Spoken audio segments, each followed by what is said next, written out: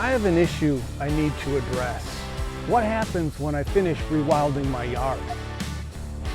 This journey isn't ending, it's just evolving.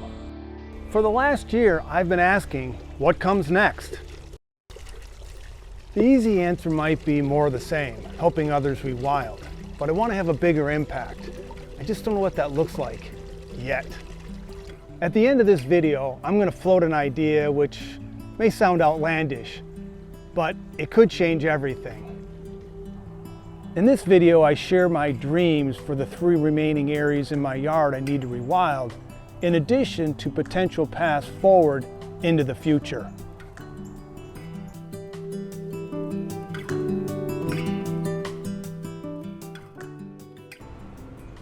So I have this small piece of land that runs parallel to the walkway to the front door, and while it's very small, as I've mentioned, no area is too small to rewild or to make a difference for Mother Nature.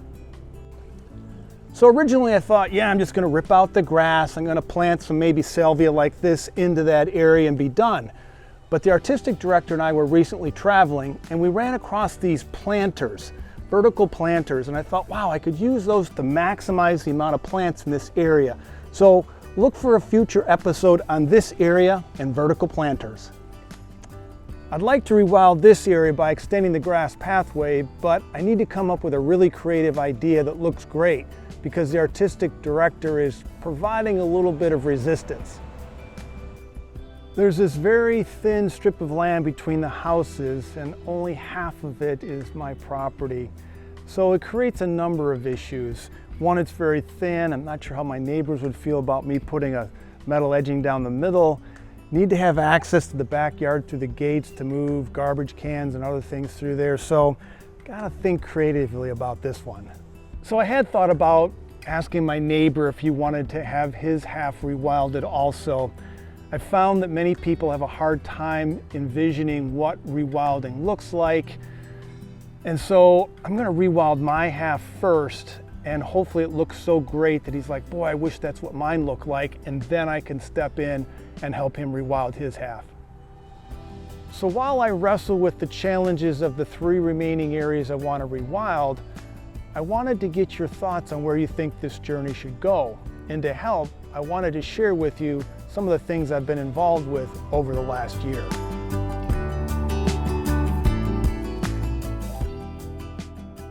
Don't get me wrong, I'm going to continue to help people rewild their yards, but I do have a prerequisite, which is they have to do 50% of the work. They have to be committed, they have to have skin in the game. This is so important. Every opportunity has its own story. Some bring more value than others, but they all bring value in their own special way. So one of the critical components of the rewilding movement, I believe, is to reach a younger audience. So when a Girl Scout troop leader asked me if I would teach their gardening badge, I jumped at the chance and said yes, without even thinking. This yucca is about to bloom and I can't wait to see it.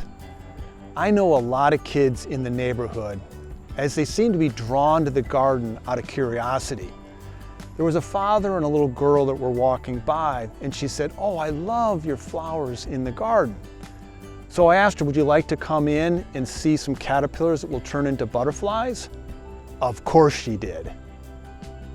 So we spent a few moments watching the caterpillars eat the leaves, and every time her and her parents drive by, I can see the window go down and the hand come out to wave to me in the garden. This is Blazing Star, which will become a big purple spire sometime in the summer. So when her mother called and said, would I teach the badge? Of course I said yes. And we met over coffee to discuss kind of the curriculum and how we would approach teaching the badge. So we started the day by taking a tour of the garden and talking about things like, soil, plants, sunlight, water, and the creatures that call the garden home, in addition to the purpose for my garden.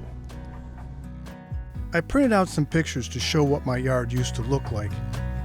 In addition to pictures of butterflies, bees, beetles, caterpillars, and flowers I had taken last year, as many of the flowers had not started to bloom and the creatures of the garden had not come out from their nap during the winter. I was amazed how well the pictures generated questions and a good conversation.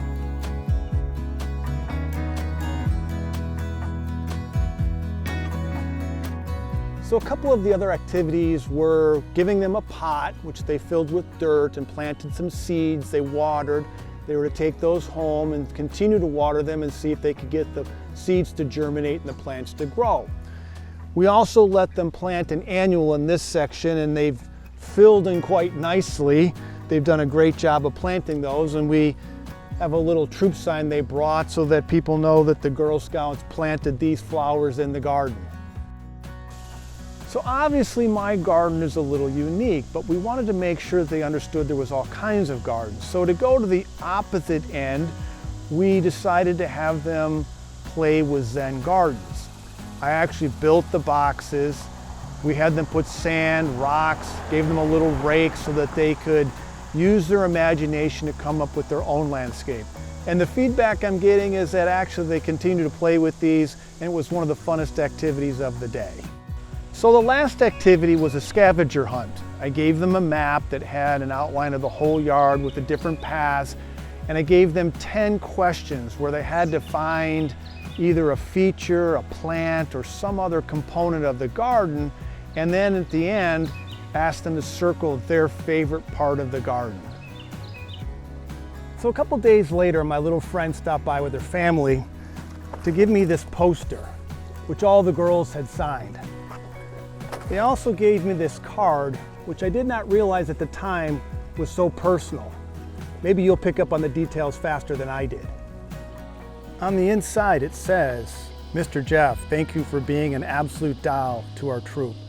You went above and beyond and the girls loved the whole experience. Sincerely." When I first looked at it, I said, "Oh, that's me." But what I didn't understand is I'm an action figure. I come with all the extras: binoculars, tripod, watering can, and camera. Obviously, I'm enjoying every drip of coffee based on the gift card they gave me.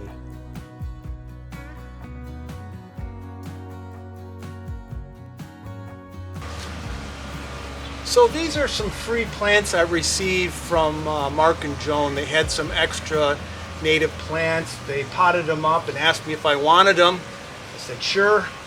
And so I'm finding a home for these, and so I'm kind of becoming a plant broker. And I'll explain that in a minute. I have found there are many people who would like to support pollinators, but don't know where to start, and in some cases don't have the financial means to buy a lot of plants. I can't buy edging, plants, and mulch for everyone, but I am trying to come up with a way to help some people with a cheap alternative. This is one of those opportunities. Mulch is expensive, and finding leaf litter isn't always easy. I raked the front yard for leaves, and because I didn't have enough, I collected leaves from the street.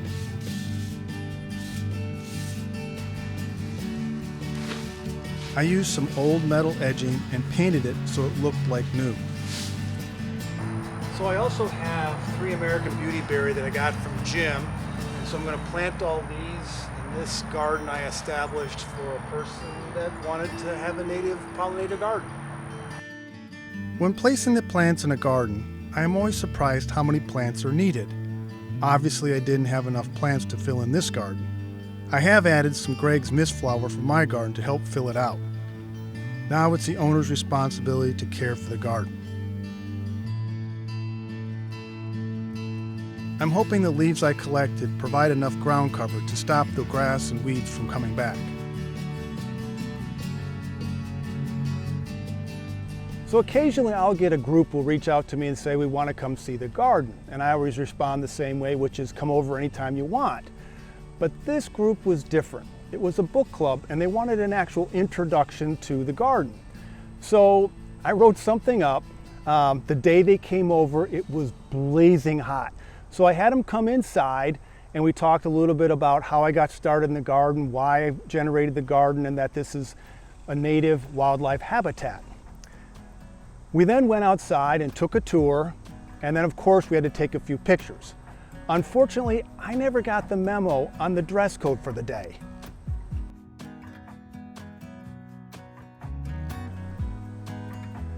This is the Hercules Club tree. It's the host plant for the giant swallowtail butterfly. Occasionally I'm asked to speak to an organization, and I always include nature, wildlife, and the need for native plants. And the reason I can do this, it's usually adjacent content to their main focus. The most intimidating speaking engagement was to the Golden Triangle Audubon chapter. The knowledge of birding and photography in that audience was impressive. The title of my speech, Birding in Texas from a Beginner's Perspective. Fun, exciting, but frightening. I think most people find speaking to an audience someplace between uncomfortable and terrifying. And I'm no different, but there is something about it I like. So I recently learned that the Native Plant Society has a location where you can sign up to be a speaker. You generate a bio, and then you have a title and an outline of your presentation. Other organizations can come in and decide whether or not they want you to come speak to them based on that information. So I came up with 2 outlines and 2 titles. They are Transforming a Traditional Yard into Wildlife Habitat, and the second one was an introduction to the joy, value, and use of native plants. Now, I submitted that and I got some really great feedback, but based on the content, they came back to me and said, how would you feel about putting together a 3rd presentation? And the title would be The Mistakes I've Made and How to Avoid Them. John Quincy Adams said, try and fail, but don't fail to try. I know a lot of people have said similar words over time, but I think it's words that we all should try to live by. Dr. Doug Tallamy's books continue to inspire me, and what a great resource they are. Outreach can have many different forms. I've been giving away Nature's Best Hope to those that I feel are receptive to the message. I also take a copy when I speak to a group, and I give them that and say, please share this among your members. What I do is I take this message and tape it in the front cover of the book. And what it says, this book changed the way I look at plants. I now understand the importance of planting native plants to support all wildlife. It is the most influential book I've ever read. You are receiving this book as a gift for the length of time it takes you to read it. It is one of 10 books I am putting into circulation, and I'm hoping after you read it, you will put your name in the book and give it to someone else to read. If you don't know who to give to next, please return it to me, so I can put it back into circulation. Your rewilding neighbor, Jeff Hodges. Fortunately or unfortunately, I've given away a lot more than 10 copies of Nature's Best Hope. So here's my outlandish idea. So it's not easy to convince people to rewild their yard. It takes a commitment, unique knowledge, and a significant amount of upfront work. There are so many benefits, both economically and environmentally, to having a rewilded yard. But yet this doesn't seem to be enough for the average person to move away from a traditional yard. Now, I get it. The social pressures to maintain a traditional lawn is pretty intense. So how do we make it prestigious to have a rewilded yard? What if we could find somebody in Hollywood that was famous, that was willing to have their yard rewilded? If you know somebody that knows somebody that knows somebody who's famous in Hollywood that would be willing to have the yard rewilded, I'm willing to help make it happen. Can you imagine a famous person being interviewed in their yard and talking about that it had been rewilded because they were concerned about the environment and nature? Hollywood portrays that they're concerned about the environment. Let's change the saying from put your money where your mouth is to let's put your yard where your mouth is. If you have any ideas on how to get someone famous to be the spokesperson for rewilding traditional yards and make it prestigious, I'd love to hear from you in the comments. Till the next time we're together, I wish you great joy in watching the wildlife around your home. Take care.